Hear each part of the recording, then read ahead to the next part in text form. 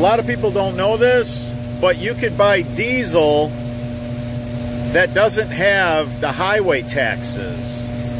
That's what the farmers burn. That's what all the road construction crews burn.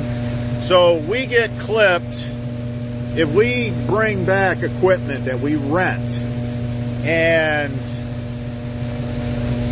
let's see, today's price is $279.9. Okay, so if we don't fill up and top off all our rental equipment before we, we send it back, whether it's a bulldozer, a large excavator, whatever it may be, they charge us triple what I'm paying here at the pump per gallon.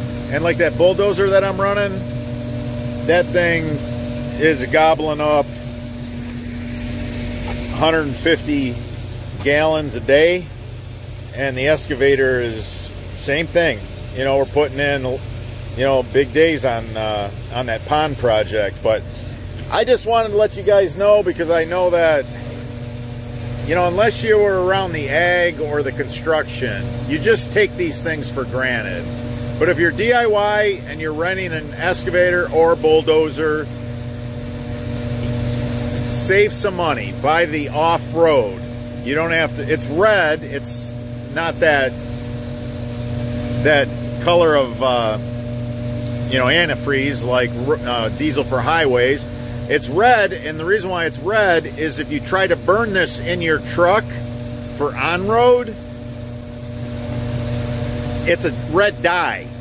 So when they pull you over at the weight station and they check your fuel tank, guess what?